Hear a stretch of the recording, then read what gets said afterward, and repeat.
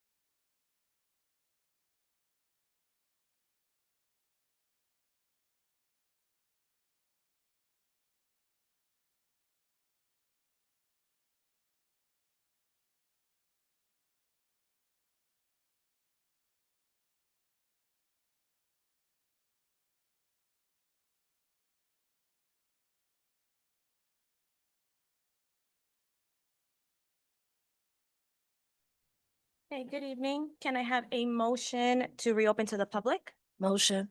Okay, motion by trustee Pringle. Can I have a second? Second. Second by trustee Jones. All those in favor say aye. Anyone opposed? Excellent. Okay, so we're going to move on to the approval of the minutes. Be it resolved that the Hackensack Board of Education approves the regular and executive meeting minutes on July 23rd, 2025, and the special meeting minutes of August 11th, 2025. Can I have a motion to approve the minutes? I'll offer. Okay, motion by trustee Emma Hemsa. Can I have a second? A second. Second. Second by trustee Gilmore. All those in favor say aye. Aye. Anyone opposed? Any abstentions? Okay, I see that there are none. Okay, moving on to our presentation and business reports. We have an access report by Marcela Moncloa, who is our Director of Multilingual and World Language Education.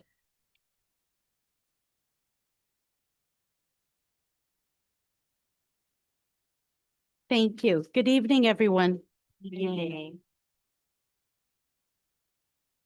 Mr. Conti, am I clicking? Okay, thank you.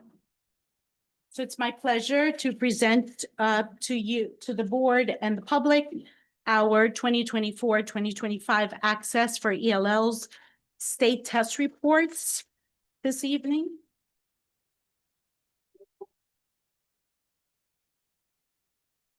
So I want to share some background information about the test. Access for ELLs is a state mandated test administered annually in March to all multilinguals.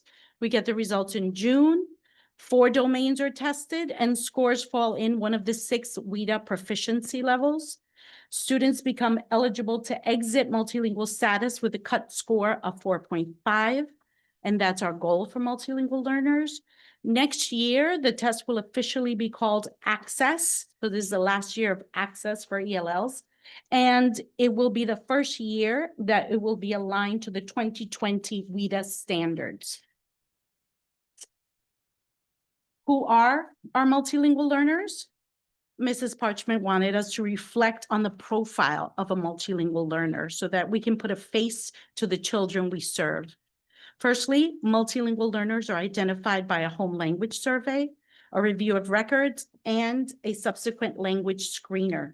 Depending on the results of the screener, a student can qualify for multilingual status. Of those students whose parents accept our language programs, 32% have been in our program for 1 year. 27% have been in our program for 2 years. Close to 30% have been in our program for 3 or more years. Almost 28% of our multilingual students in our programs were born in the United States, with the majority of them born right here in Hackensack, New Jersey. 75% of students who are multilingual, whose parents have refused services, were born in New Jersey. Again, most of them right here in Hackensack. And the majority of our multilingual learners are immigrants born outside of the United States. They come to us mostly from urban areas in Latin America, notably Ecuador, the Caribbean, and Central America. And we also have a smattering of students from Asia, Africa, and the Middle East. Our multilinguals are bringing a beautiful linguistic diversity to our district, something to celebrate. Spanish is the highest frequency language, but as you can see, we have a nice array of many of the world's languages represented. This list, as you can imagine, is very dynamic throughout the year. This is like the current languages as of last week. It's probably different this week. Once students are identified as multilingual learners, we place them in one or more of these language instruction educational programs, or as the state also calls them, LIEPs. So we can have a full-time bilingual program, which is offered at Fannie Meyer Hillers this coming year from kindergarten all the way to 3rd grade. We're so happy that the bilingual program is growing there. Jackson Avenue offers K-4 bilingual. Nellie K. Parker, HMS, and HHS all have full full-time bilingual programs. Sheltered instruction is a language, is a LEAP that in which students are placed in general education with teacher training daily in the ESL class, and that's offered at all the schools. At the high school, we have also offer something that is called high-intensity ESL, in which 2 daily periods of ESL are offered to most of our high school multilingual learners. And if a parent so chooses, they do not have to accept any language services. So those students are placed in general education with no English language services. As of last year, preschool students are mandated to be identified per state guidelines. Teachers receive training on strategies to support multilingual learners. We also use grant funding to support preschool multilingual learners with resources. Who is tested? All identified multilingual students are tested no matter what placement they're in, even those students whose parents have refused any LIEP program, as long as they come into our district 2 weeks before the close of the testing window.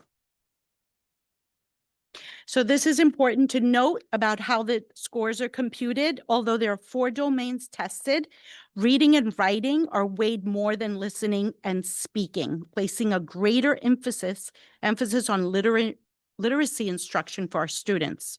So reading and writing combined account for 70% of that score, while listening and speaking account for 30% of the score.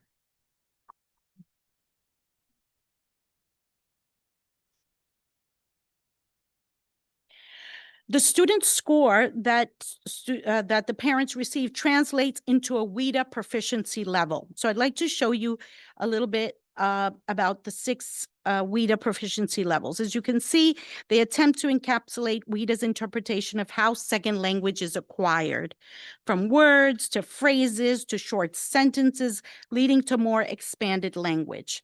So we can think about it like this. A multilingual learner comes to us with a level of proficiency in their native language. Sometimes they come to us with proficiency in more than one language.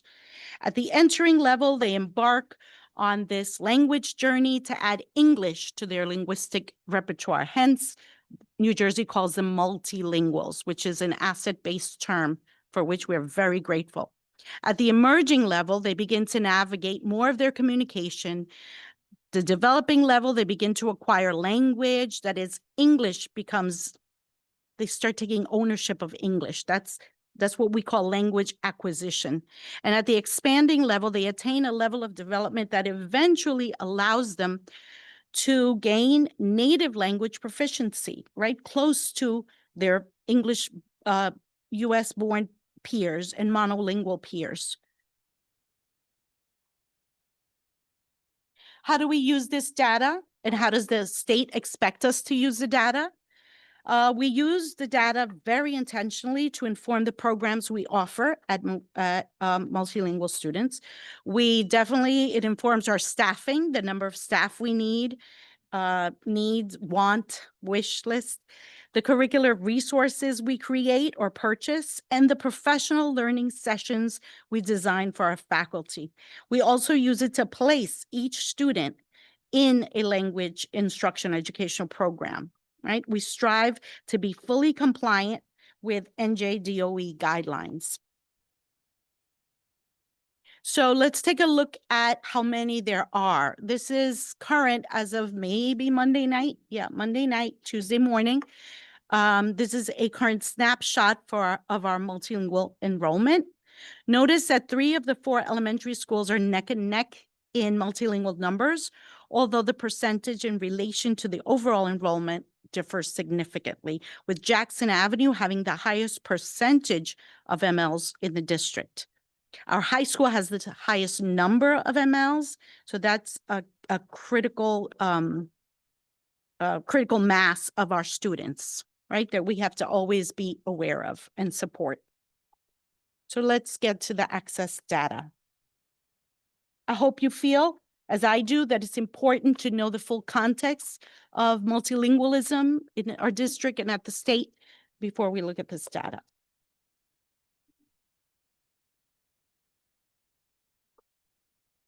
This is our access participation rate. Our participation rate this year was very high, which includes all the students who took any of the domains of the test this year. Our school test administrators, which are the assistant principals at the middle school and the elementaries, and the supervisor of guidance at the high school.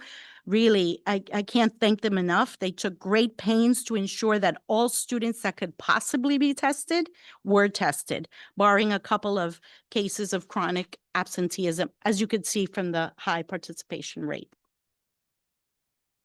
So this is the distribution by achievement level with the grade bands.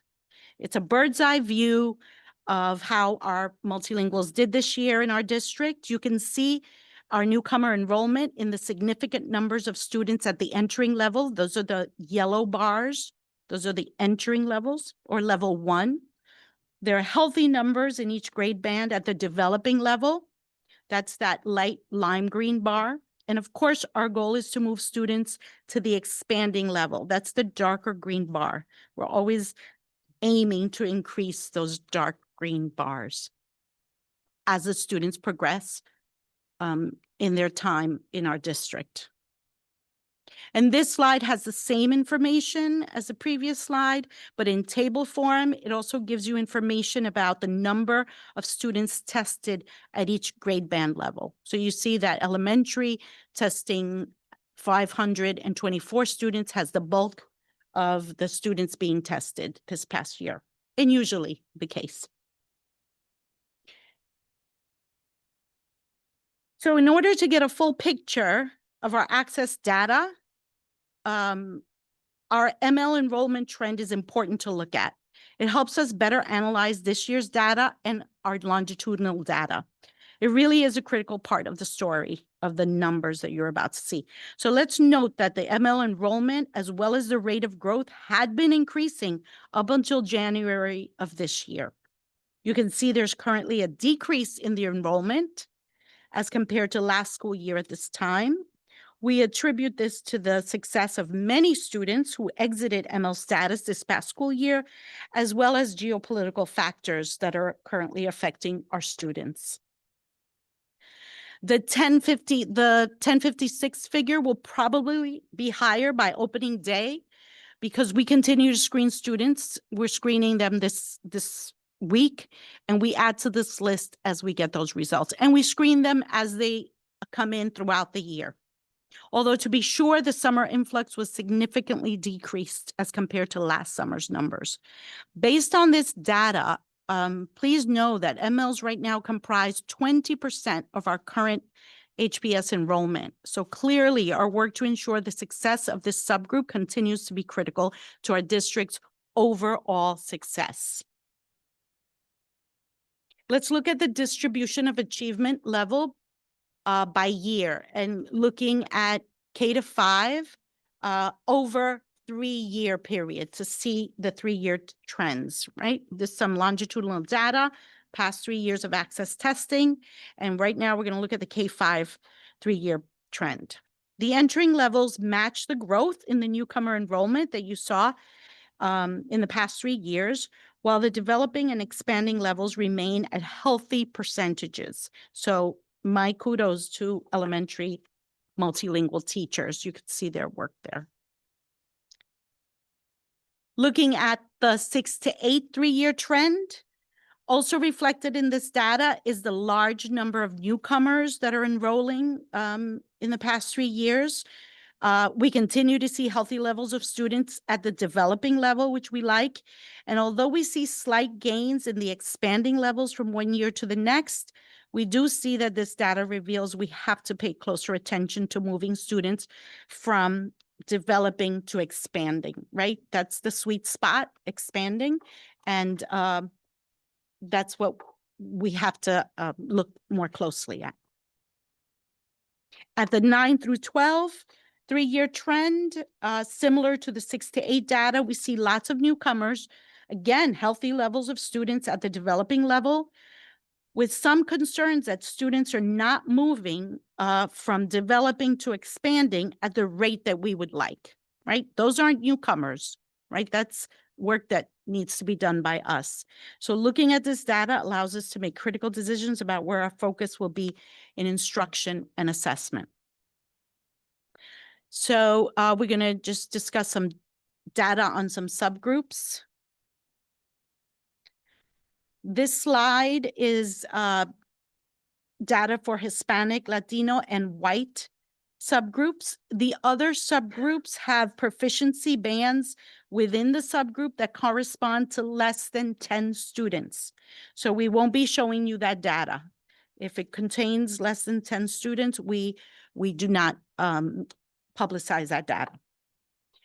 Please note that the two subgroups of Hispanic, Latino, and white overlap a lot, as most Hispanic Latinos self-identify as white on Genesis. So that's why they're almost identical, those two graphs. It's almost the same cohort.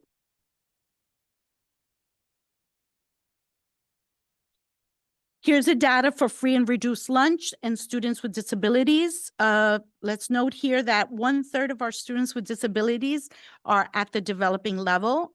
That's great to see. My kudos to our special education teachers who work with multilingual students, and they reach out to our coaches for support, and we truly are thankful for their dedication. On the next set of slides, we'll show you some individual school data. So we're going to do a cross section of the 4 schools, elementary schools at the kindergarten level. This slide shows data for kindergarten across the 4 elementary schools. You could see that 60 to 75% of students are at the entering level, with a handful of students emerging, developing, or expanding. That's the kindergarten snapshot.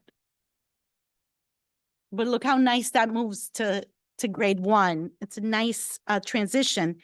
This slide is the grade 1, and you see the numbers. You see increases from entering goes down, and emerging and developing start coming up. So that's nice to see. In grade 2, that trend continues with more students at developing than in the previous grades, with more than 50% at Fairmount and Parker. So shout out to them for grade 2. Grade 3, we see similar trends to grade 2 with more students at developing. However, we do see more students in entering.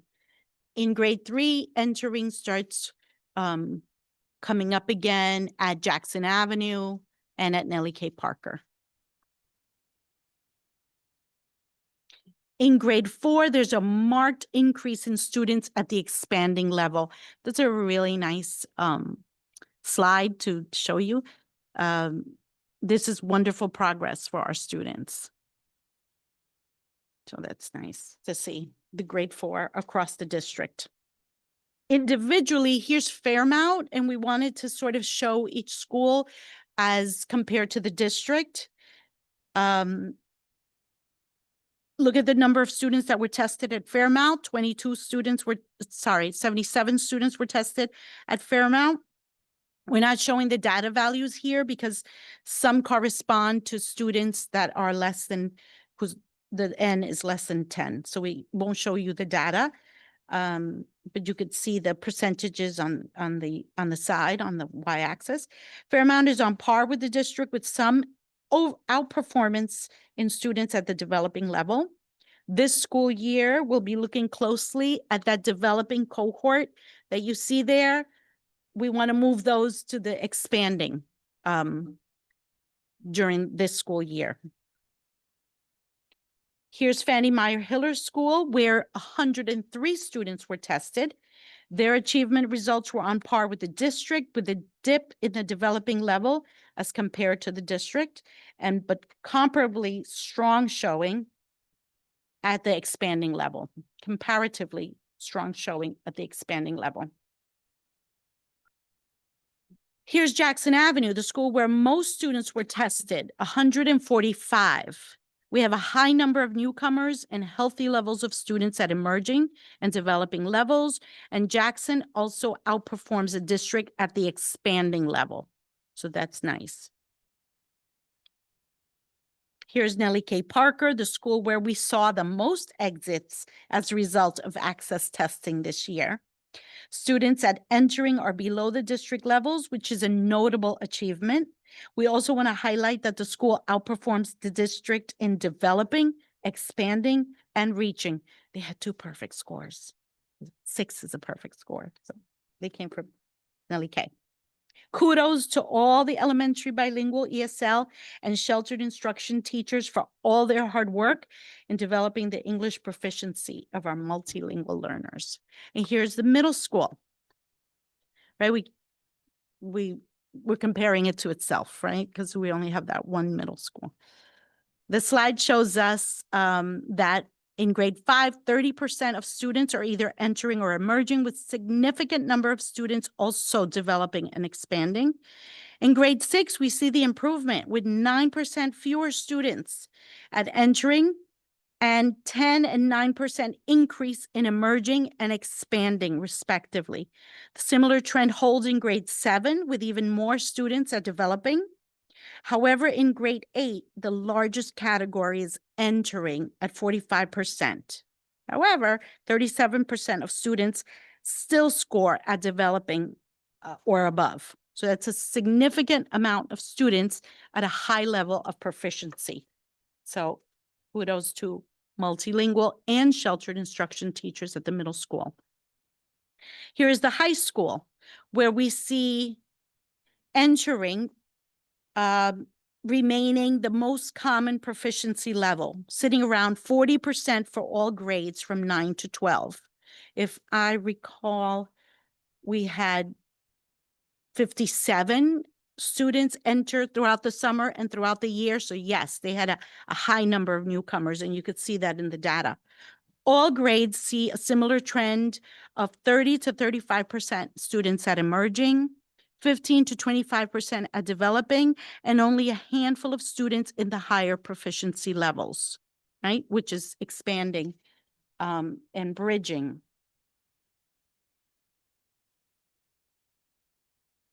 We were asked to provide information about how our district is doing in relation to the state.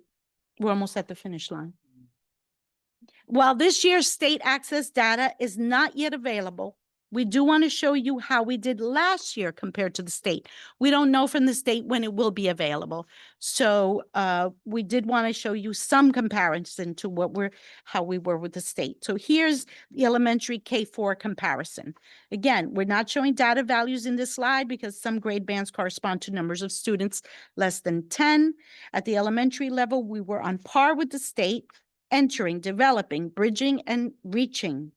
We trail the state with percentages of students at emerging, and it's great to see that we outperform the state at the expanding levels, which is the level at which students can exit multilingual status. So again, this is last year's data, but we're still going to use it. Here's the middle school 5 to 8 comparison. Although we're not on par with the state levels last year, this year, we have shown significant improvement in our results, so we're eager to see an improvement when this year's state scores come in. And the last data slide is the high school comparison to the state for the 23-24 school year. As I recall, we had 116 newcomers. I didn't recall, I looked it up, but I'm going to say, as I recall, we had 116 newcomers arrive at the high school throughout the year. That's a significant amount of newcomers. And that speaks to the high number of students you see there at the entering and emergent levels. Regrettably, we underperformed in comparison to the state in developing and expanding. Again, that's us. That's where we need to look, right, at what we're doing. This is important data which urges us to focus our attention on students at the developing level and support them into moving into that dark green bar. Because at the high school, it's critical. giving them that English language proficiency opens up their overall academic success. It gives them access to higher level classes. So we know that the work is critical in that movement from developing to expanding.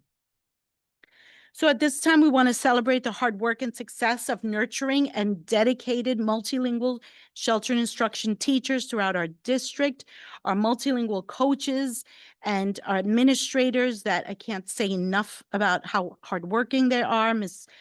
Angelina Martinez, our coaches, Ms. Magable and Mr. Membreno, our assistant, admin assistant, Mrs. Valencia Salas, who don't take lunches, who work really hard because we service all our students, in particular our multilingual students, our building administrators, our content supervisors and directors who partner with us in this work. All of them play a role. It's the village, right? We want to celebrate the village. But the students themselves and their families have the biggest impetus behind any success we've garnered this past school year. They deserve our full congratulations. And here's the notable achievements of this year. Our 3-year trend data shows that despite increased newcomer enrollment, we are continuing to show movement of students from developing to expanding. The 3-year data shows that our number of middle school students that are entering achievement levels have decreased, which is a good thing. Our elementary multilingual learners show growth in achievement levels as they move up the grades, culminating in significant growth in developing and expanding levels in 4th grade, notably in Hillers and Parker schools. Our multilingual learners with disabilities achievement overperform the general education population. Our middle school multilingual learners are well represented in the developing level. And during the school year, which this data in the state doesn't know about, 93 of our multilingual learners exited the program via the WIDA model test, with the bulk of that number coming from middle and high school. 49% of our MLs went up at least one proficiency level from 2024 to 2025 school years, marking a 36% increase in that number from last year. And so here's what we're thinking about this data and what we're going to do and continue to do as a result of this data. We've worked really hard this summer doing an overhaul, K-12 of our summer curriculum and introducing new curricular materials for K-12 ESL teachers. We're going to continue, because it has had high dividends, as you can imagine, our benchmark assessments and progress monitoring with the regular collection of data and analysis of that data, so we can now get to domain level data that we haven't shared with you. Modeling and coaching, reading and writing instruction for level 1 and level 2, because that's so, right? There's a lot of inertia in level 1 in this district. We need to move like level 1s to level 2s, right?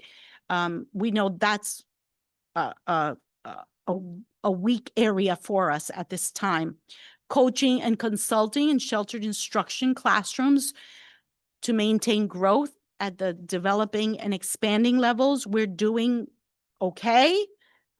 We want to maintain that okayness and get even better. Using grant funds to provide after-school programming to increase standards-based English proficiency, but with a focus on reading and writing. And now you all know why the focus is on reading and writing. And we just got the grant funds, so we're thankful for that. We're going to put them to good use. We do have a lot of professional development, but that is going to be targeted. So we're going to have a full year rollout of our new K-12 ESL curriculum. I want to take this time to thank the board because you approved that curriculum. You approved purchase of the curriculum that was vetted, that we took a long time to vet. And you approved curriculum writing this summer, so I thank you for that support. We're going to continue the district-wide initiative to deliver training to sheltered instruction teachers and also teachers of multilingual learners with disabilities. And the bilingual education teachers, we're going to bring them into the PD fold to participate in professional learning sessions to address language allocation model of introducing more English language development in their bilingual classrooms. As you can see from our access data, those efforts are having high dividends for us, particularly at the middle school. So we congratulate those middle school bilingual teachers for this work. At the secondary level, our department, all our department meetings and early dismissal times will be focused on benchmark data analysis and planning for targeted instruction to meet individualized instructional goals. And it's our intention to continue to build partnerships with building administrators, right? We are a village, right? These children belong to all of us in monitoring student performance and also in supporting teachers by delivering high quality feedback to them. If these are the sources where we got this data from, for your reference, and I want to just thank Mr. Andrew Jenkins for his invaluable assistance in representing and providing this insights about the data you see here today. And I've thanked everybody, and thank you, Superintendent Parchment and Assistant Superintendent Marks, for your invaluable support and feedback. Thank you. Thank you.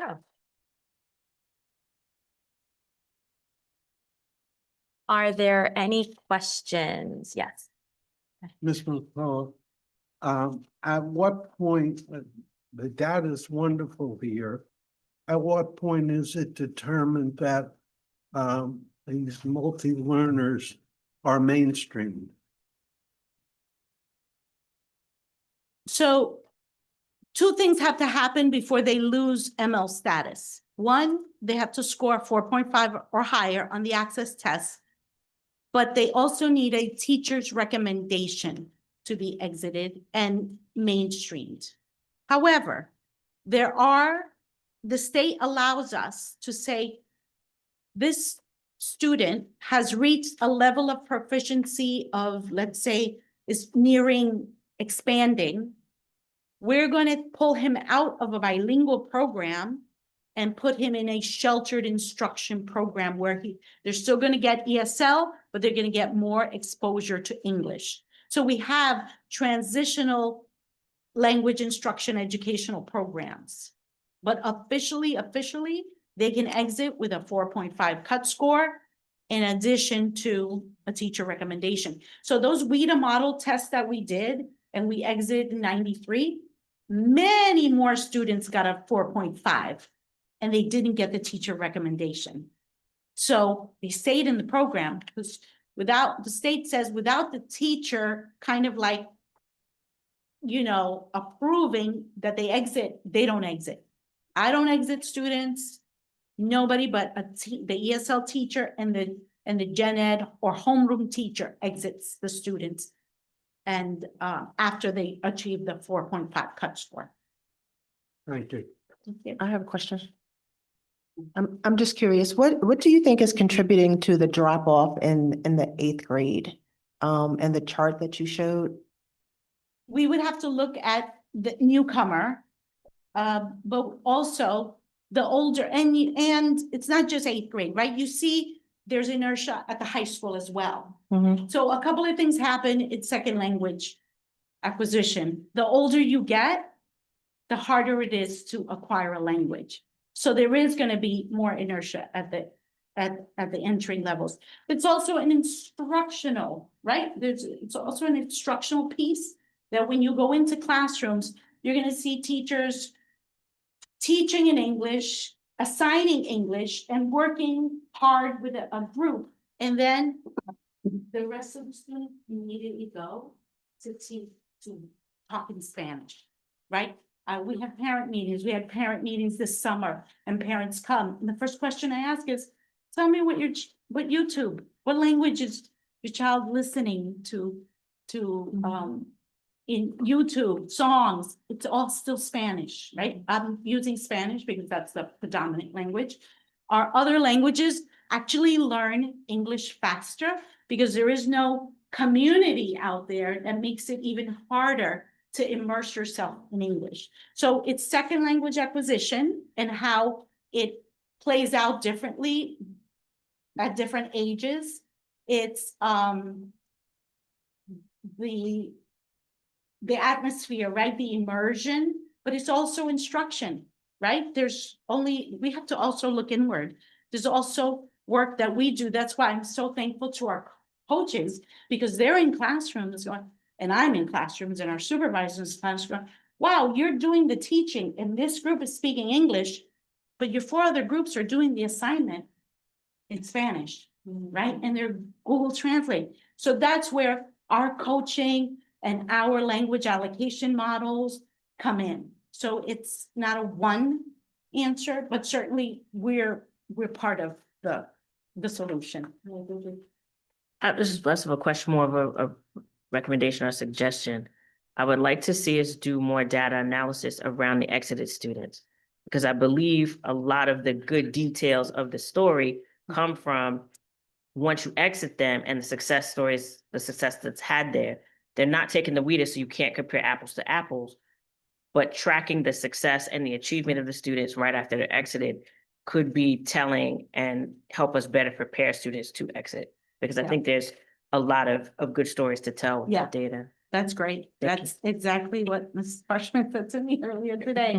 But it is great. I get a lot of calls from parents refusing services. They don't refuse totally. They refuse bilingual services.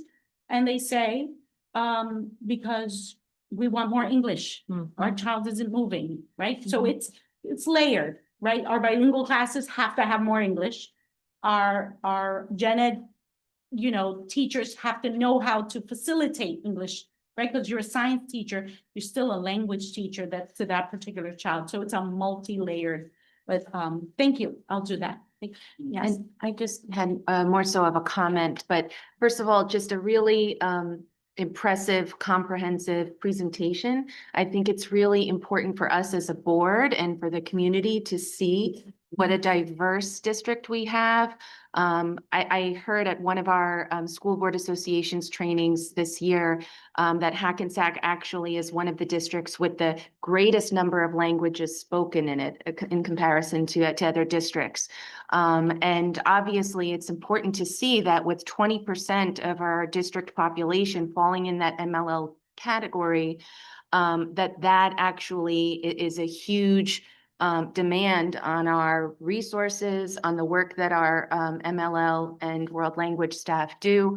So really also a huge, thank you to you and your team, just for really providing so much care and instruction to our MLL population, especially right now, given the sensitivities that are required in the current environment. So thank you very much, for your dedication and for looking for ways that you can provide additional support for that population.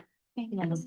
And I would just like to add to that, what I liked about the presentation was you showed us where we are currently, what accomplishments our students have done, which is great to see that 93 of our multilingual students have passed and moved up in proficiency level. That's huge, right? Because some students, it takes them 2 school years, maybe 3 school years to move up in proficiency. And we had 36% increase on that in our students. And to add to the languages, according to the data, it says 28 languages we offer or that we have here currently in Hackensack. And that again speaks to the volume and the culture and the diversity that we bring in Hackensack. So thank you so much for your presentation. Thank you. All right. All right, so now we are going to move on to our superintendent's report. So go ahead, Ms. Andrea Oates Parchment. Good evening. Good evening. As you see, our enrollment is at 5,092 students, and you see the breakdown by school, 100% attendance because we're not in school. We have no residency report and no HIB harassment, intimidation, and bullying report. I also want to thank Ms. Moncloa for the very comprehensive Access Student Performance Data Report, and also for our teachers and for their efforts throughout the years. Wanted to note that during this month, since we last met, our athletes have been preparing for a successful season. I have seen them running down Summit Avenue, playing on the tennis courts, in the gym, practicing volleyball, and on the football field getting ready. Those are the things that I've witnessed. I know we have more sports, but they are constantly preparing. Our buildings and grounds and custodians, they're working to make our schools look wonderful. I know you see the floors, they're sparkling. Did you walk in here tonight? You see that everything is shining, so we want to thank them. The technology department, they have been making improvements, a lot of improvements to make our systems work better. Our administrators and our teachers are preparing for a new year. And our human resources department, they are working. I left one still there, I think it's 6 o'clock, to onboard our new teachers. And we're pleased to greet our new teachers this coming Monday, August 25th, for the 4-day new teacher orientation. It's being held here in this media center. We look forward to our Police Academy graduation next Friday, August 29th, sponsored by our police department. The YMCA wants to make sure I remind parents that they have sent out a notice to sign up for the After School Superstars program at the elementary schools and middle school. We are having our opening day convocation at Hackensack High School for all staff, and that is Tuesday. I'm very excited, September 2nd, with breakfast beginning at 8 a.m. I want to give a special thanks to all of our administrators, because during this time, this is like crunch time. Some are on vacation, but I'm sure they're working on vacation. And a special shout out to our business office staff who are making sure that our POs are processed, to make sure that our staff have what they need for a smooth opening. And I would say the theme this summer has been teamwork. Everyone has been contributing, whether it is his or her job or not, to pitch in and fill in wherever is needed. And I really, truly appreciate our staff. Although this statement may be a little cliche, but we always say unity and teamwork make the dream work. And most importantly, we look forward to serving our clients, our students, and our families. Our staff is ready to serve. And to our teachers, our paraeducators, and other staff members who are in the classrooms every day, we wish you a renewed spirit. We know you don't want to hear that school is beginning to open. You do. It's like bittersweet. You want to extend the summer, and this cold weather is not helping, but we're looking forward to a great school year, and I wish all of our staff a great 2025-2026 school year. And we are thanking you in advance for your service and commitment. We know it's not always easy, but the work is important, because our staff, our doctors, lawyers, business owners, they went through teachers. Teaching and education is the most important position. That's my opinion. We all had good teachers who helped us. And I wish everyone a continued safe summer and a great start to a new school year. So Happy New Year.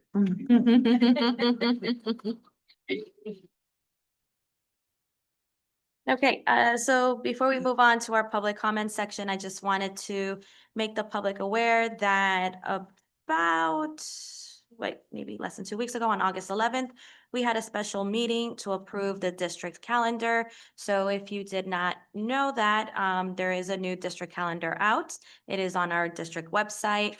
The change to the district calendar was that there is now a fixed date for graduation, for the high school graduation, which is now on June 23rd. So for our graduating seniors and families, to please note, graduation day will be on June 23rd.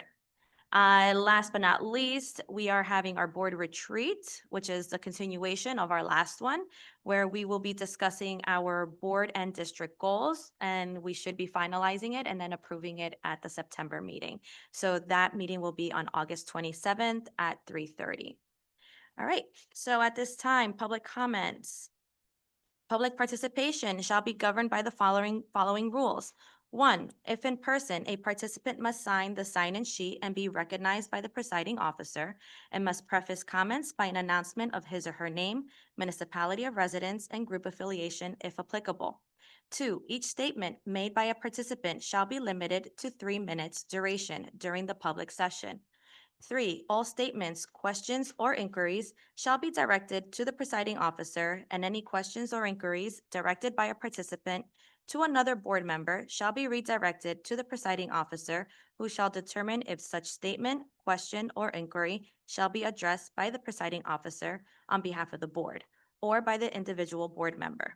And 4, all board and/or acting superintendent responses to questions or inquiries shall be held until the end of public participation. At this time, public comments is now open to the public here in person. Just make sure you come up to the microphone, just make sure you sign in. State your name and last name, please.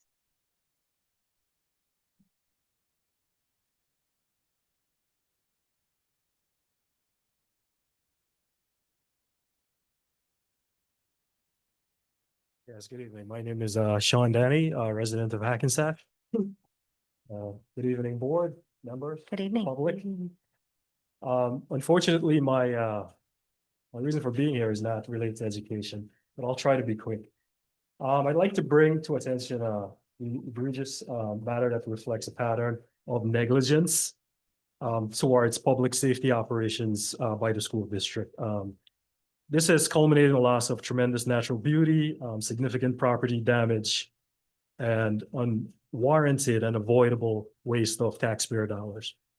I believe that the BOE is conflating the legal ramifications of this with public accountability in an effort to suppress public scrutiny. I will elaborate further. I'll walk you through the incident, the pattern of negligences I was referring to, and my expectations and actions. Last Tuesday on Parker Avenue, the school district, Juan Feliz, I believe, director of buildings, he initiated a tree clearing exercise at the back of the Fanny Hiller School, which resulted in trespassing to private property, my neighbor's property at 285 Parker, resulted in 100-plus-year-old tree being decimated. That tree provided a tremendous shade and accessibility to my yard, and that's why I'm here. This is not to discuss like a civil lawsuit. Now, in regards to the pattern of negligence, over the past several years, during public operations that are inherent public safety risk, the school district has employed contractors that have lifted giant trees over residents' buildings without prior warnings. I actually called the police to investigate that on site in real time. There have been noise complaints. There have been municipal ordinances that are being violated. Contractors driving heavy machinery beyond 10 p.m. on the weekends. Had to call the police again. But this, I mean, this is taking the cake. I am still at loss. I have voiced my concerns to the president and the vice president, who, pointed me to their attorney. I'm sorry you didn't really say what capacity you're acting, but again, this is public accountability. I believe that, looking at the financial resolutions here, especially like D17, I see Juan Feliz is probably being promoted here. So I don't think that any action I don't think an investigation was planned as to his negligence of my time is almost up, but I dealt personally with him during the incident and he was very lacking in terms of being able to handle the emergency situation. He couldn't control. If I may have a few more minutes to complete, No, I'm sorry, it's 3 minutes. okay. You're next.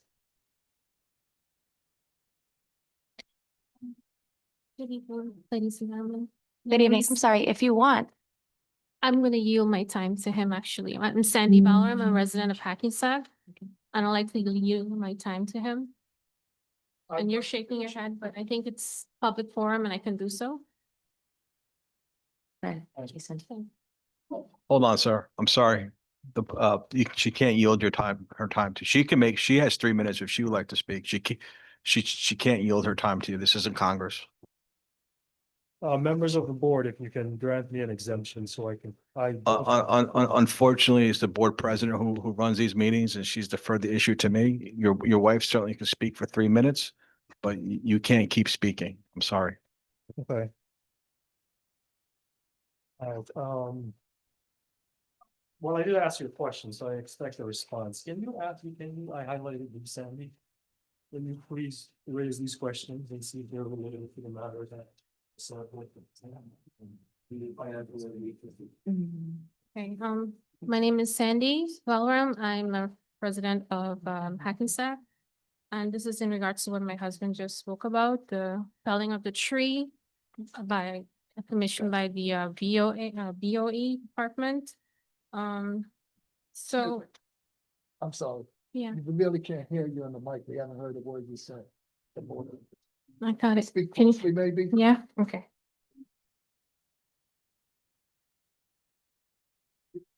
Good start. Yes, you can start over. Thank Okay. you. Okay, I'll just get to the point. The time started.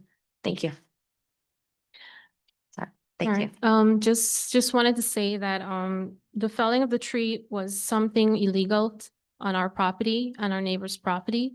It has caused a lot of distress with us, with this community, that things can be done without telling us about it. There was no report that something of this major that was gonna happen in our backyard. We were away from our home. The owner of the tree was away from our home. And I'm surprised that my husband has been trying his very best, even though he's not the owner of the tree, to help his neighbor to ascertain as to why this happened. Every year we see the school clearing trees, not giving any notices at all. We're seeing that they're hovering big trees over neighbors' houses with no notices. There has to be accountability by this department. There has to be some warning, some notice or something telling us what you are doing in our neighborhood. I'm not really sure, Sean, about this insurance thing. I'm not really gonna talk about it, but, all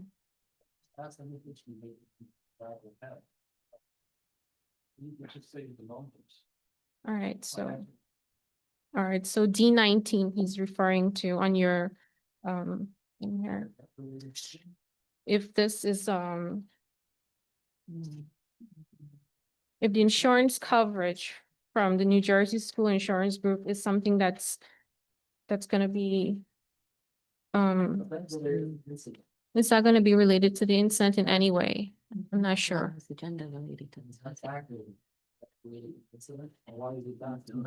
that's the problem. I didn't get enough time to really talk about this, so I'm not gonna talk about it anymore. This is a civil lawsuit between our neighbor and the BOE, but for me personally, as a resident, I'm sad because felling of that tree made the area where I lived and loved behind the school, the wildlife, the peace of mind.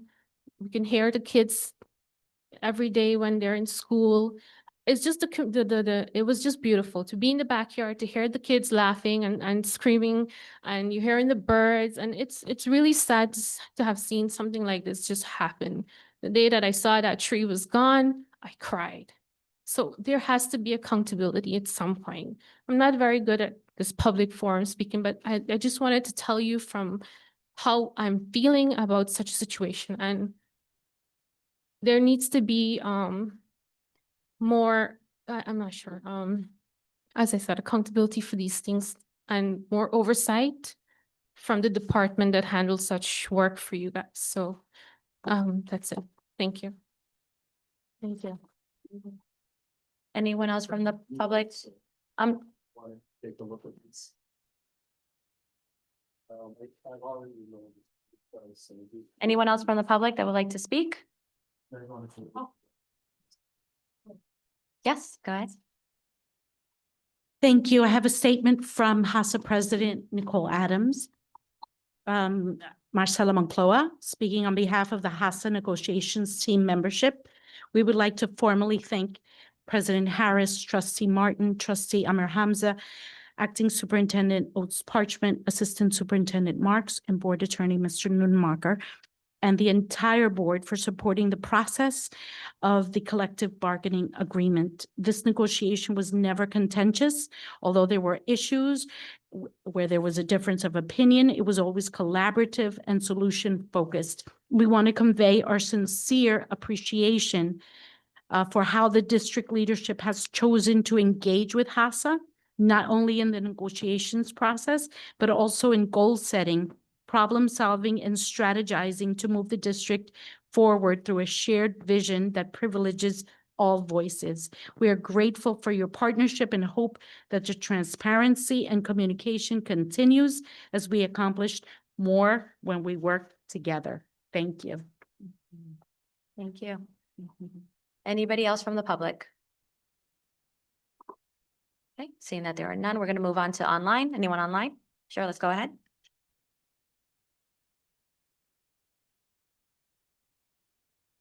Good evening. Good evening. Oh, you can hear me. Oh, sorry. Hi, it's Donna West. How are you? From work in the district, Hackensack resident as well. Just a couple of questions. And Ms. Parchment, I was just wondering why the enrollment numbers would be 100% when no students are present. It just didn't seem mathematically right to me. I'm not sure. The ESL funding. I like the PowerPoint a lot, Ms. Moncloa. As one of those sheltered instruction teachers, I'm wondering, because we did lose an ESL teacher this year, what that looks like, specifically at Parker School, but just in the district overall, how that's going to affect some of us that may have lost our ESL teachers this year. I was wondering, board overall, could we possibly power wash our schools just to give them a nice coat and a new shine? Some of them look a little dull. We did receive our schedules, and I am wondering why the elementary math block was shortened by 10 minutes when it already takes a little over an hour to get through the math program. I'm also wondering how much longer we're going to do this ECDC lease. It just seems like it's just crazy that we're still there this long. And this is something I said at the city council meeting, so I would like to share this with all of you, that I would like to see us work with the city council to get a new school and some more green space for our children. Thank you so much for your time. Thank you. Anyone else online? Okay.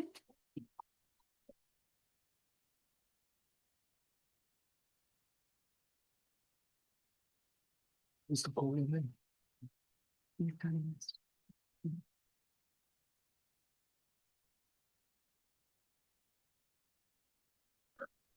Cat, but crossbreeding is not how this guy came about. So this is a bear cat. Hello. God.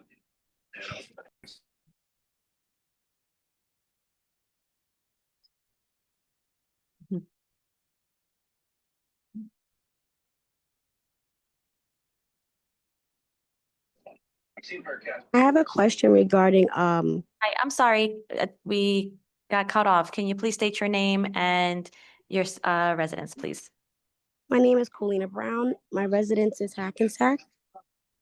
Have you smelled the bear cat? Yeah, I recently smelled the bear Thank you.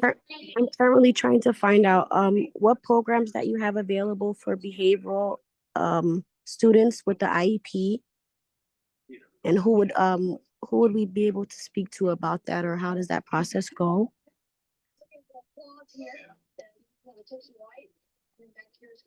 Okay. Do you have any other questions or concerns?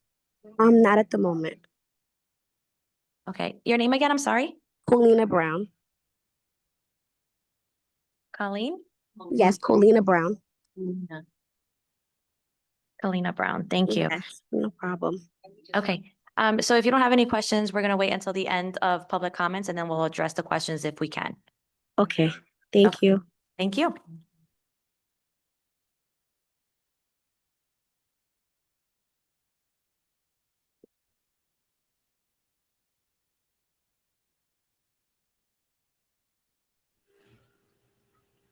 Hello.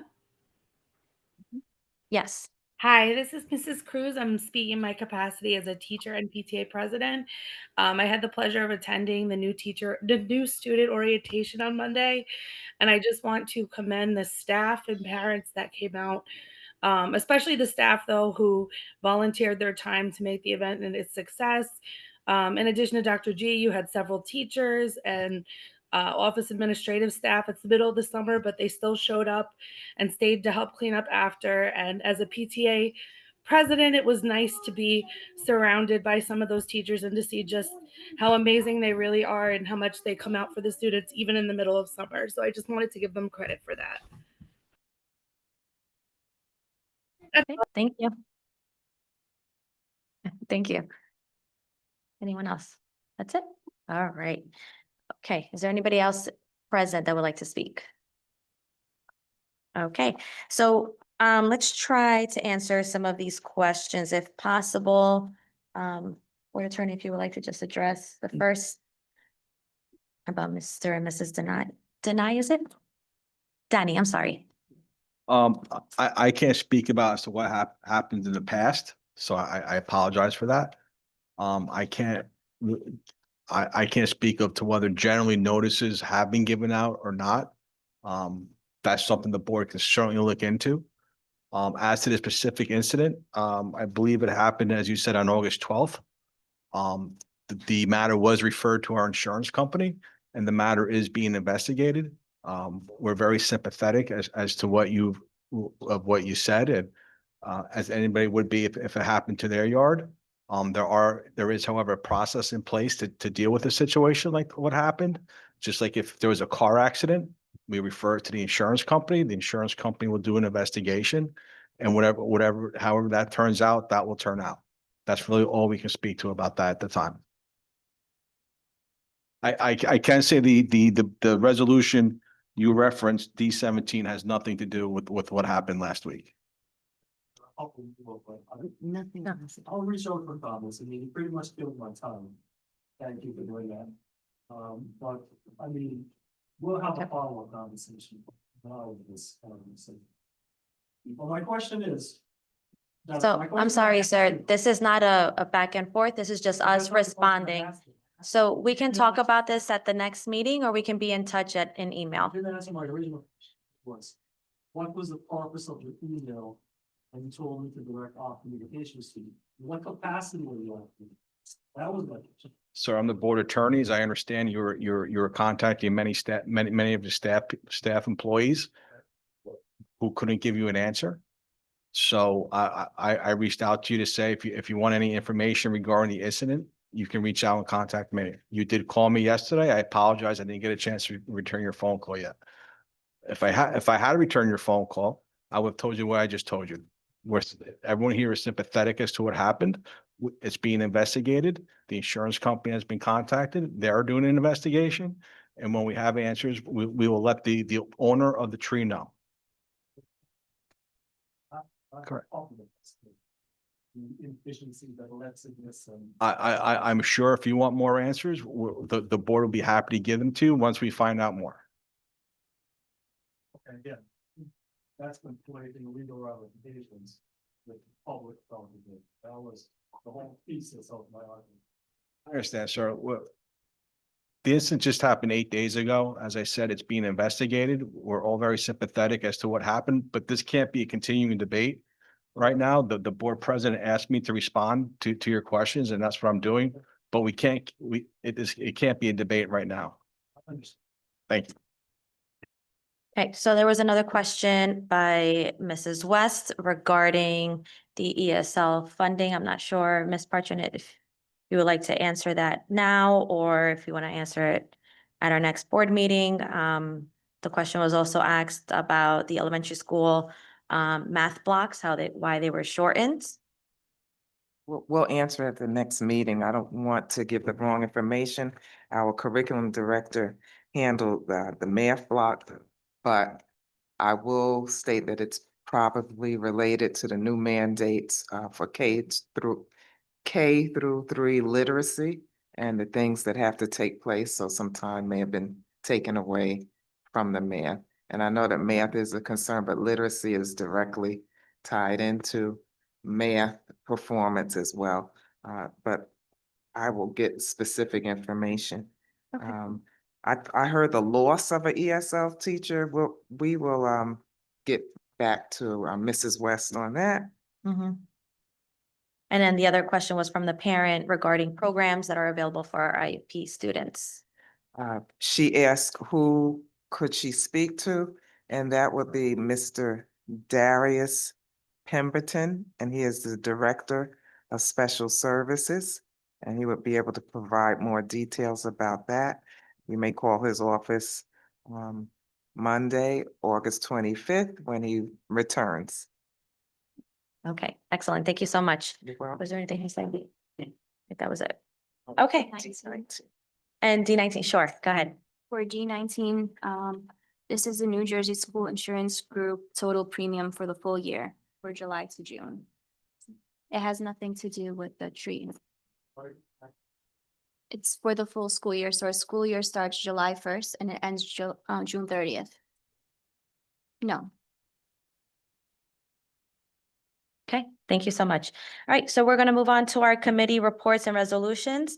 We are going to start with personnel, and the chair of personnel is trustee Amra Hamza. Thank you so very much. The Personnel Committee met and we have to offer for consideration personnel items A1, A through Y.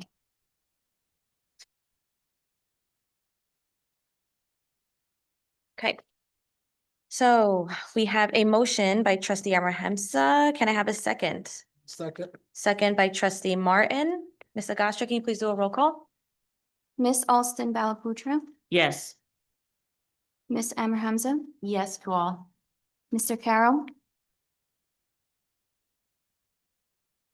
Yeah. He left. Not he left, sorry. Miss Gilmore.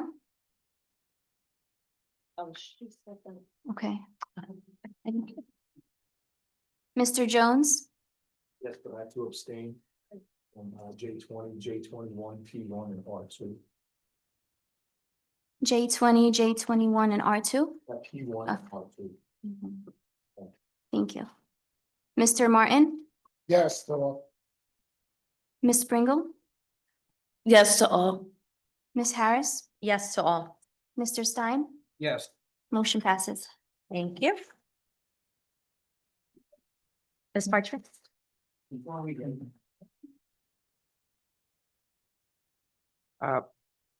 Before we continue, I just want to congratulate a few people listed on the agendas, beginning with Nicole Adams, who has now been appointed as principal of Fairmount School.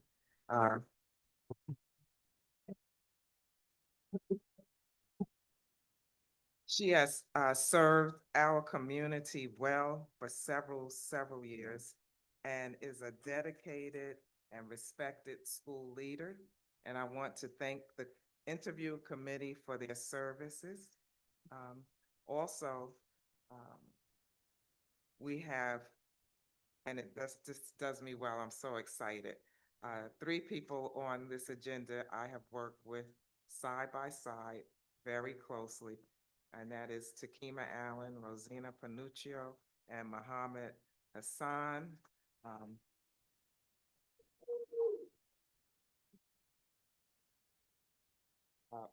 We're losing some very valuable coaches. They're all of our coaches, but we welcome them to the new team of administrators.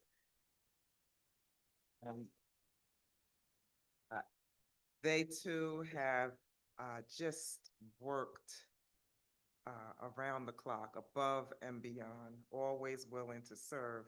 You can also call them at any time, most of the time, but they have just been very helpful and they have earned this promotion, and I want to thank them.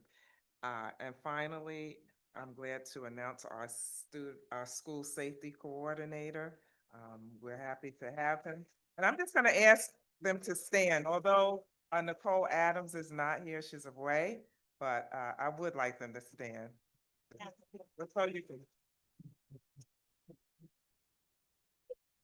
I believe Mr. Hassan is still away, but thank you, and we're just very, very happy. Congratulations. Thank you, thank you.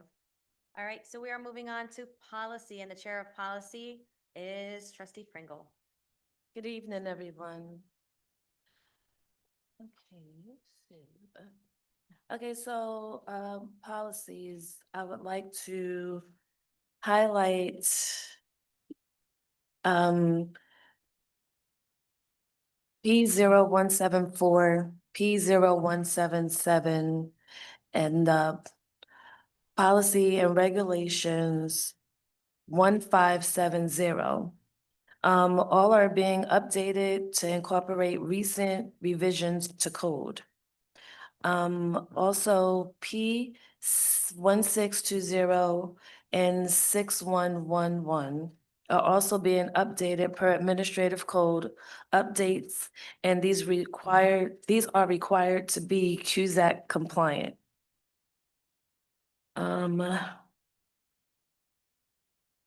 One second. Also with P6220, that's basically the budget preparation is being revised. The revision to this policy and regulations provide guidance and procedures for the district budget development process. Policy Guide 6220 is mandated by CUSAC compliance. And that's it for policies today. Okay, excellent. So we have a motion by trustee Pringle. Can I have a second? I'll second. Second by trustee Amor Hamza. Ms. Agostra, can you please do a roll call? Miss Alston Balaputra, Yes.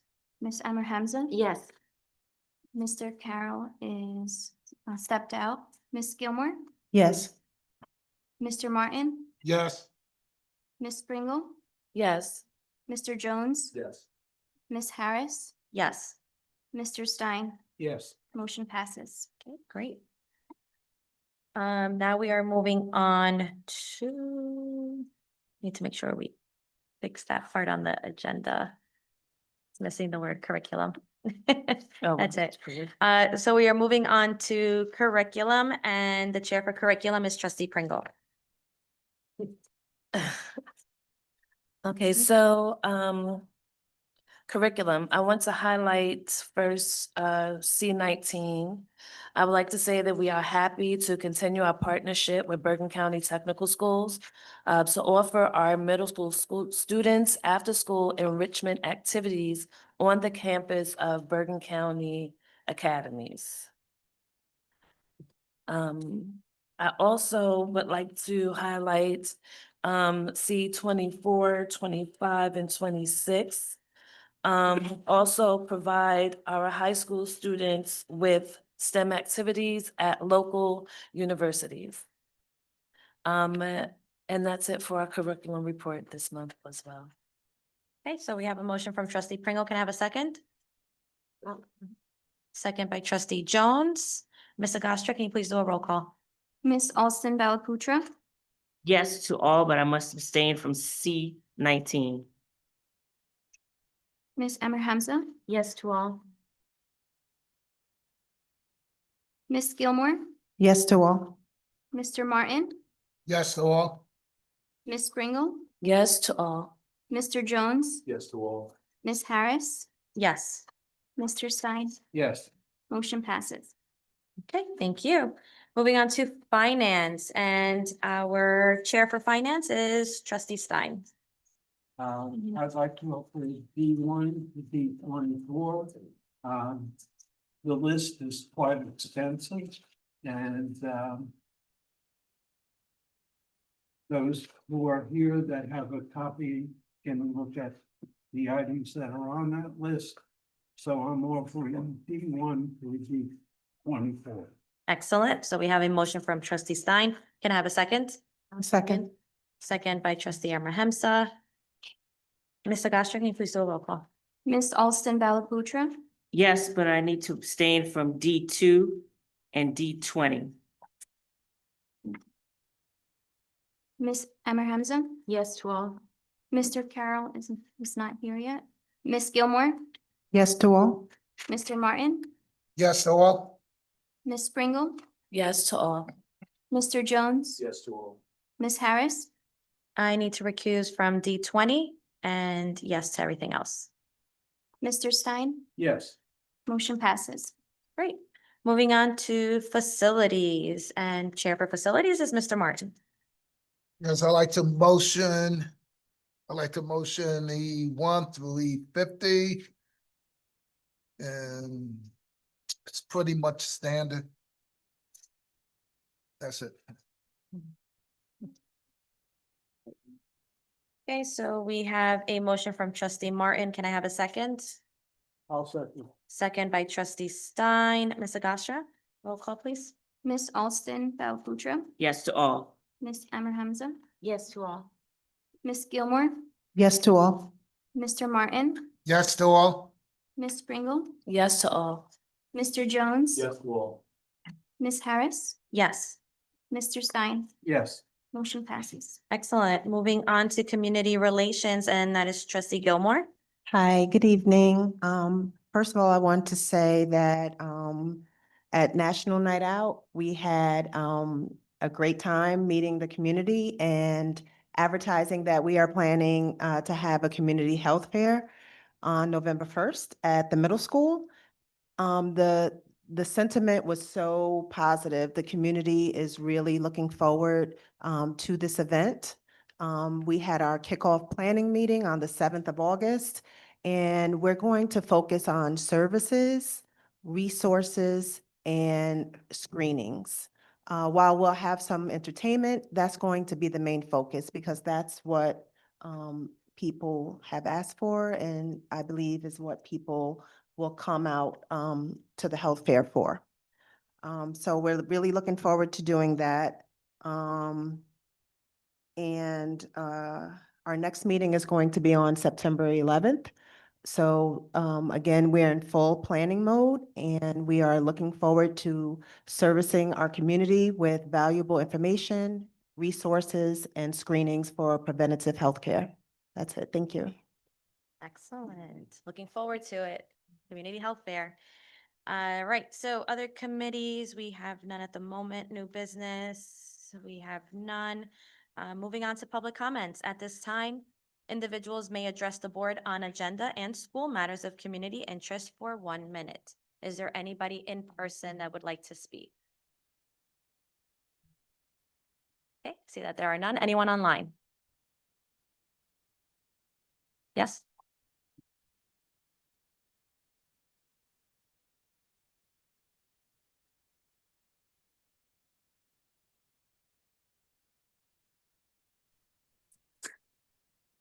Hi, can you hear me? Yes. Hi, my name is Sophia. I'm actually an intensive and community clinicians, and I work with a lot of families in crisis. I have a couple of people that are residents of Hackensack, and I was trying to assist the family in school registration. However, the forms were kind of a little bit complicated, so so in terms of that, who would be the person to contact for assistance in school registration? I'm sorry, Cynthia, is Sophia or Cynthia? Sophia. Sophia, I'm sorry. Yes, so I'm a social worker from Perform Care. Okay. And your residence? My residence is not Hackensack, but I do work with families that reside in Hackensack. Okay, we still need your residence. I'm sorry. That's part of Sure. Oh, sure. Bogota. Pagoda. Perfect. Okay, so Sophia, I'm not sure, our acting superintendent just stepped out, but I will let her know and, Rosemary, are you able to answer the question? Oh, yeah. Thank you. Sure. So the registration forms are online and usually you work with the school of your residence. So depending on the school of residence that you belong to, Okay. unless the child is middle school or high school age, then you should be able to direct the parent and yourself. You are welcome to attend with the parent, but the parent needs to be there to go to the registration. At the high school would be the guidance office and the middle school would also be the guidance office. Perfect. Otherwise, it would be one of the elementary schools or ECDC. Thank you. Okay, perfect. So the parents would just go to the school itself and do the registration? Yes, that's correct. Okay, perfect. Thank you so much. Okay, you're welcome. Anybody else online? Hi, Donna West again. I could not let this evening end without congratulating Nicole Adams and Takima. I'm so excited to have Miss Allen, I'm sorry, to have her come to Parker School. I'm very, very excited and I can't wait to work with you in another capacity. She was such an excellent math coach, so I'm excited that she will be our new assistant principal. And I couldn't let the evening end without saying congratulations. Thank you, interview committee. I'm sure you did a wonderful, wonderful job with all of the candidates. Yay. Thank you. Anybody else online? Yes, okay. Hi, this is Mrs. Cruz again. I just had a quick question. I've been reading up on the new adaptive version of the the NJSLA that's going to be coming up, and that there's a possible optional pilot in the fall. Do we know if Hackensack will be participating? That's my only question. Thank you.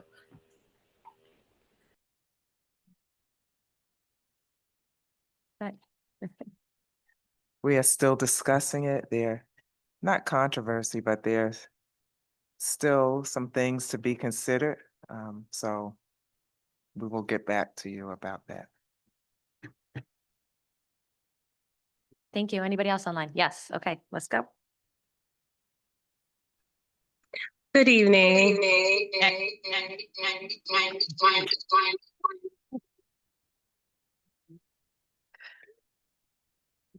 Hello. My name is Nicole Adams, newly appointed Fairmount principal. My apologies for not being there in person due to a previously planned vacation. But I would like to thank the Board of Education, Acting Superintendent Parchment, Assistant Superintendent Marks, and the entire Fairmount community for their support and warm welcome. It has truly been a privilege and an honor to serve. As I engaged in the interview process, I asked the committee and the leadership team, inclusive of the assistant principal, admin assistants, teacher leaders, and the lead custodian, what was needed from the principal at Fairmount School. I believe they were gracious enough with me to be honest and discuss collaboration, fairness, a willingness to listen, leading through shared goals and objectives. Their responses to my questions align with my administrative philosophy, and I'm grateful for their trust and partnership. Mrs. Service has been a tremendous resource, and I could not have asked for a more engaged, collaborative partner. Thank you so much for all you have done for me in this smooth transition as the leader of Fairmount School. To my forever principal, Mr. Montesano, it has been a great benefit to work under your leadership. I will always be thankful for your distributive approach to school-based initiatives, never allowing ego to get in the way of our team progress. So to the entire administrative team, directors, assistant principals, supervisors, school monitors, along with the teachers, counselors, child study team, drop-in staff, para-educators, admin assistants, and those who keep us moving through our custodial staff, you have my sincere gratitude. I would also like to thank the students, families, teachers, and staff at HMS, where I first started as an administrator in the district. To my critical friends that challenged me as a leader, PASA president, and colleagues. This is inclusive of our HEA president, Mayor Gaines, Donna West, and my instructional colleagues and administrative friends. Your thoughtful engagement with me has been critical to my growth, so I want to acknowledge your trust and investment in me. I'm looking forward to a wonderful school year, and thank you again for the opportunity. I apologize for any echo. I am calling you from outside of the country, but I'm so very excited and grateful. Thank you. Congratulations. Anybody else online? No? All right, great way to end it. Okay, so public comments is now closed. We are moving on to board comments. Mr. Jones, are you ready? Trustee Jones. Trustee Jones, go right ahead. Still new here, so I have a lot of stuff coming at me at once. I'd just like to thank everybody for the kind of walking me through everything. It's a lot to learn and but it's just coming in with outside eyes. It's nice to see kind of like a cohesive group, and there's a lot of positivity, and even like the phone calls that come in, and it just seems a lot of good energy. And obviously the unfortunate situation with the neighbor's tree notwithstanding, but it's just it's a learning experience. There's a lot to learn, but I feel that I've learned so much in the last month already. So I just appreciate you guys, and thank you so much for your patience. All right. Trustee Martin.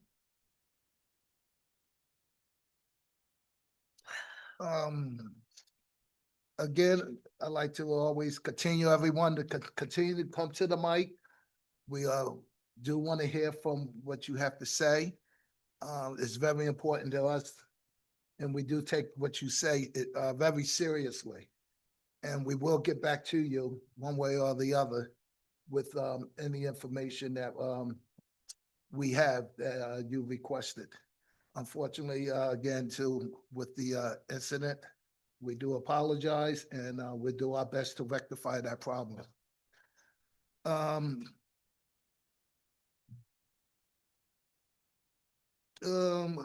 Again, to Mr. Jones, we are happy that you're on our board. We looking forward to having a good working relationship with you, and continue on. We are here to support you, and you support us, and Thank you. and whatever you need, just reach out to us. Appreciate it. Thank you. The summer's coming to an end. We have good things coming up for the school year. So look for us again at our September meeting. We have a lot of new things that we would like to introduce to the public. So keep your ears open and try to come to the meeting and get some good information from us. To Ms. West, as chair of the Building and Grounds, at our next committee meeting, we will look into the possible or how that can work with the power washing of the buildings and come back with some information for you. Other than that, everyone get home safe, finish out your summer, and have a great end of the summer. Thank you. Thank you. Trustee Amber Hemsa. Thank you to everyone for coming out tonight despite the awful weather. And thank you to everyone for your comments, your questions. I want to echo Superintendent Parchment's comments, congratulatory remarks. And, you know, as the chairperson of the Personnel Committee, it is really, it's such an honor. We're so very fortunate as a district to have such a deep bench of talent and dedication within our district. And a welcome and congratulations to all of our new staff as well, including our newly appointed school safety coordinator, Mr. Dana. And just want to finally say again, welcome to everyone. Wishing you all a wonderful school year. And again, a huge thank you to the folks that actually make everything possible. Of course, our acting superintendent, assistant superintendent, our business administrator, and everyone in the business office, central office, all of our administrators, our custodial team, IT department, secretaries, of course, our teachers, our paras, everyone who supports our district. And of course, wishing all of our students and their families a very happy and healthy new school year. So again, I couldn't have said it any better than Miss Parchment. You know, teamwork does make the dream work. So I think that's been a great theme for tonight. So thank you all. Excellent. Go ahead, trustee Austin Palaputra.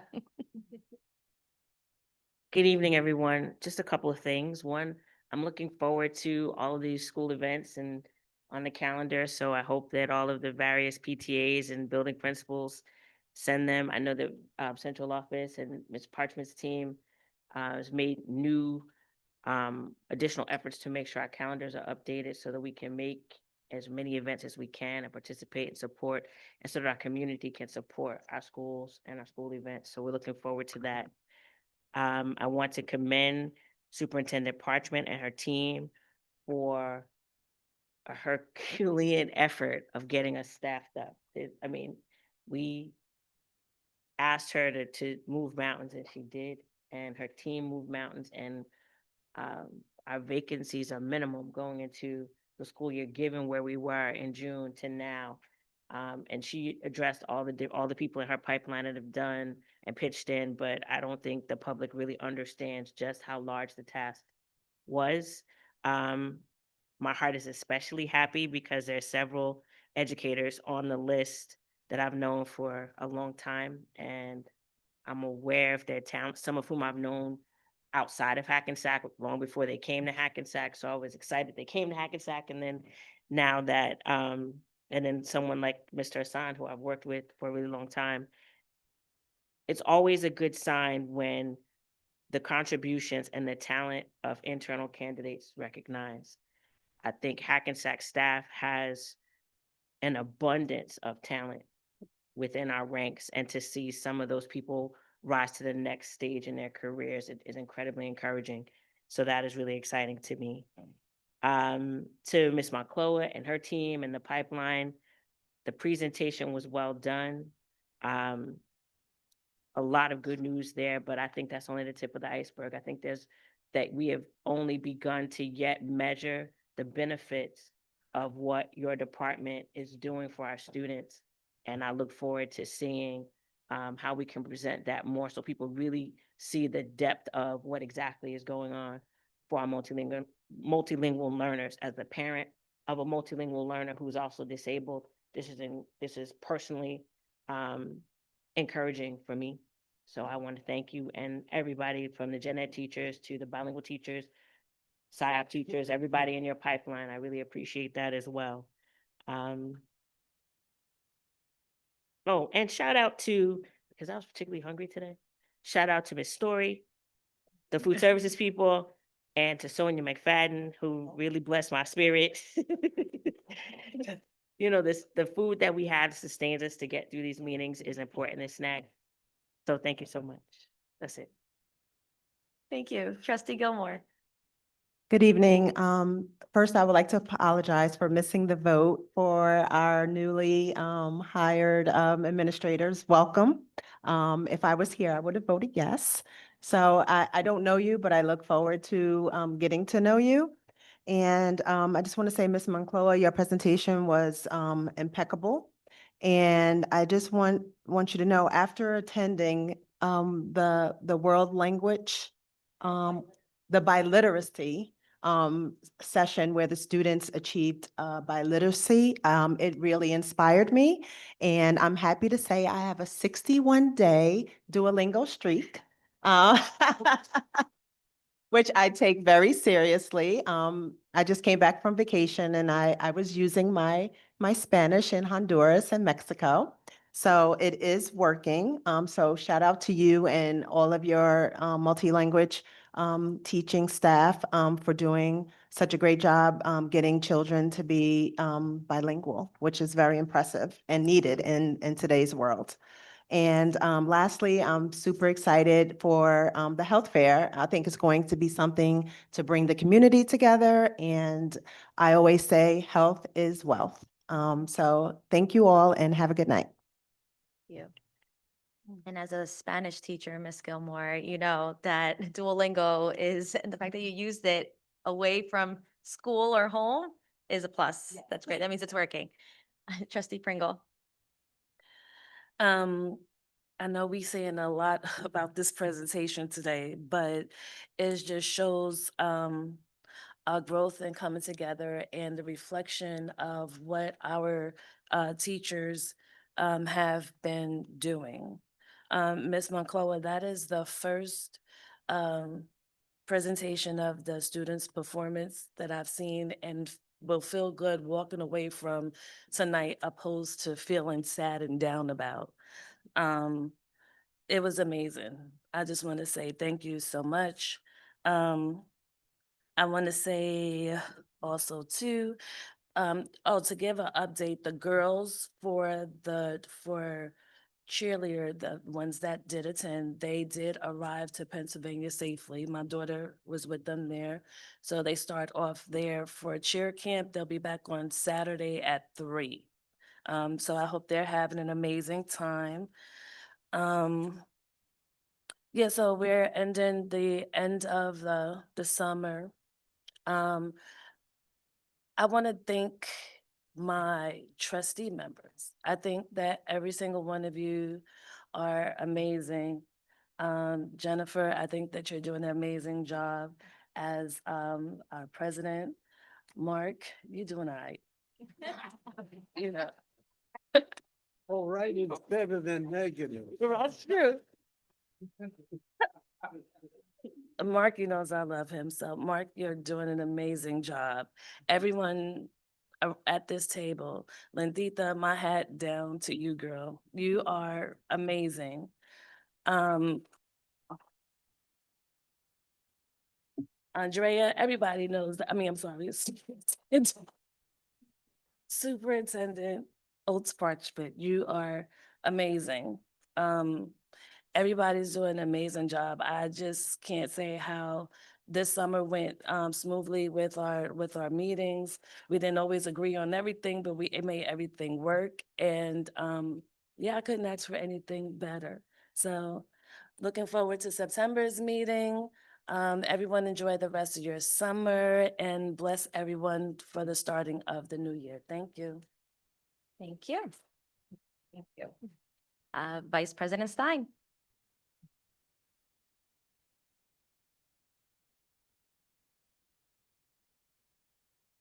Yeah, this one was messing up too. Yeah.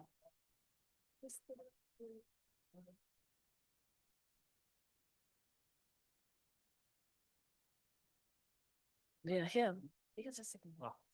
I think they did that on purpose to keep me short. First of all, I'd like to congratulate Nicole Adams.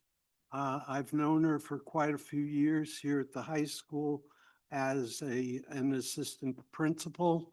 She is going to do a fantastic job at Fairmount. Yes. To Ms. Moncloa, what an excellent presentation tonight. I learned a lot, and for me at my age, and to the staff, unfortunately, the summer is coming to an end, and I'm sure I speak for the entire board, but we wish you a very successful and productive year with your students. We hope to hear great things about what's going on in schools. Thank you. Excellent. So just very quickly, there's a lot to celebrate. I am very happy to know a lot of our staff have been promoted within house. We have new staff. Just like some of our trustees had mentioned, we had so many vacancies at one point in June where we didn't think we had enough time to fill it in. And our central staff, again, kudos to Ms. Parchment and her team in making that really happen, to make sure that the most crucial positions were filled just in time for our students. Thank you again to Ms. Moncloa. Like I had mentioned earlier, you had mentioned it best. You said that there is an array of many languages that are used in Hackensack. And as it was mentioned also in a workshop that was attended not for Hackensack, they shouted us out as being a very diverse and culturally with a lot of languages being used, like 28 languages. That is phenomenal. It's something to celebrate. As we go into these last 2 weeks, unfortunately, it is 2 weeks left until school starts. I know there's still work to be done, and I want to give recognition and a shout out to our IT folks who are making sure our students are coming in with their Chromebooks and everything all ready to go. Our teachers with their smart boards, or just making sure that Wi-Fi is working in the buildings, which is very important. Our custodians who make sure and ensure that everyone has the furniture that they need, that everything is up to par for our students. Our secretaries making sure, taking phone calls daily, which I'm sure is not easy, taking in new students probably the day of the first day of school. Our buildings and grounds for prepping our buildings. And I'm sorry, Ms. West, we didn't power wash our buildings this time around, but we'll add that to the list of things that we can do. So thank you so much for preparing our buildings for our students and for our staff, which I know takes literally from June all the way till the very first day of school. And last but not least, I hope everyone enjoys the last 2 weeks of summer, right? Because it's still summer. And that you have a successful first day of school for our students and our staff. And we look forward to seeing you all at the next event, Back to School Nights, which is going to come very quickly. And with that, we are going to adjourn the meeting. Can I have a motion to adjourn? So Motion. move. Motion by trustee Gilmore. Can I have a second? I'll second. Second by trustee Stein. All those in favor say aye. Aye. Anyone opposed? Excellent. Have a good night, everyone. Thank you for joining us.